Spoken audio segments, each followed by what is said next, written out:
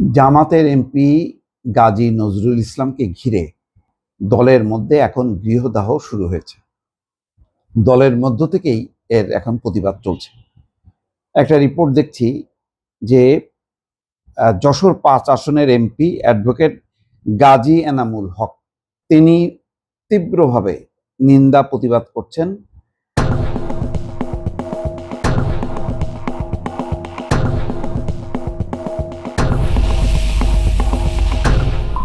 গাজী নজরুল ইসলামকে ঘিরে যে ঘটনা ঘটেছে সামাজিক যোগাযোগ মাধ্যমে ভাইরাল হয়েছে।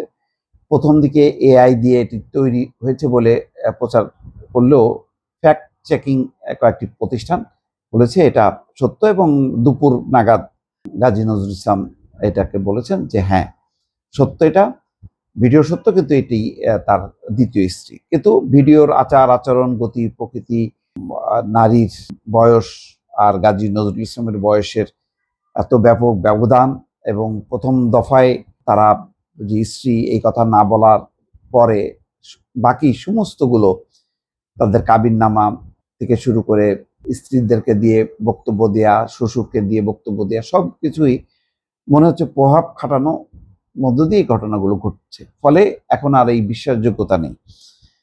গাজী এনামুল হক সেই কথাটা উল্লেখ করেছেন, বলছেন যে বৈধ কাজ হয় প্রকাশ্যে আর অনৈতিক কাজ হয় গোপনে। ওনার এই বিয়েটাকে আপনারা সুন্নত বলে চালিয়ে দিচ্ছেন।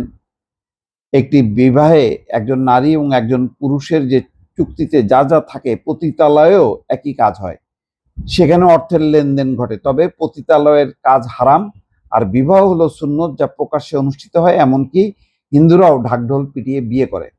তিনি আরো ক্ষোভ প্রকাশ করে বলেন, আপনাকে কোনো সুন্নত বা ভালো কাজে গোপনে করার এখতিয়ার কে দিয়েছে? মানে আপনি যদি বিয়ে করে থাকেন তাহলে গোপনে এই কর্মকাণ্ডগুলো কেন করছেন? কোন হাদিস বা সুন্নাহ আপনাকে এই শিক্ষা দিয়েছে? নিজের পদমর্যাদার অজুহাতে অনৈতিক কাজকে সুন্নত বলে চালিয়ে দিতে চান? 58 বছর বয়সের ব্যবধানে গোপনে একটি মেয়েকে বিয়ে করবেন আর সেটাকে সুন্নত বলবেন, এটা কেমন কথা?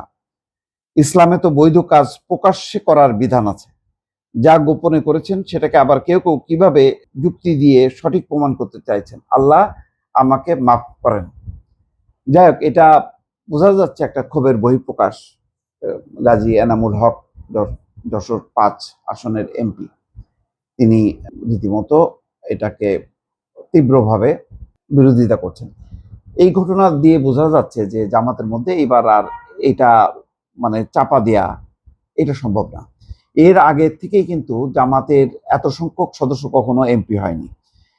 এখন বিপুল সংখ্যক এমপি হয়েছে এবং এক একজনের আচার আচরণ, বক্তব্য, বিবৃতি দিয়ে নানা রকম মানে অনাকাঙ্ক্ষিত পরিস্থিতি তৈরি হচ্ছে। কেউ মাইক্রোভেন চাচ্ছে, কেউ পর্দা চাচ্ছেন, কেউ সুযোগ সুবিধা চাচ্ছেন, এবং পর্দা নিয়ে কথা বলছেন, পোশাক নিয়ে কথা বলছেন। ফলে তাদের আচার আচরণগুলো প্রায় দেখা যাচ্ছে যে সংবাদের বিষয়বস্তু হচ্ছে। কারণ জামাতের এই বিপুল সাফল্য, এত সংখ্যক আসন পাওয়া, এইটা তাদের আগের যেই ফরম্যাট সেই ফরম্যাটের অনেক বাইরে। এখন এইটা সামাল দেওয়ার মতন আসলে ক্যাপাসিটি তাদের নেই, এবং এখন এই দলীয় সদস্যদের যেই আচার আচরণ দিয়ে তাদের যে ইসলাম নিয়ে যে নানা রকম মানে বাক্যবাগিস কথাবার্তা, সেগুলো কিন্তু এখন প্রকাশ্যে চলে আসছে। ফলে দলের ভিতরে ক্ষোভ বিক্ষোভ সঞ্চারিত হচ্ছে, এবং জামাত এই পর্যন্ত কিন্তু কঠিনভাবে কোনো ব্যবস্থা নেয়নি।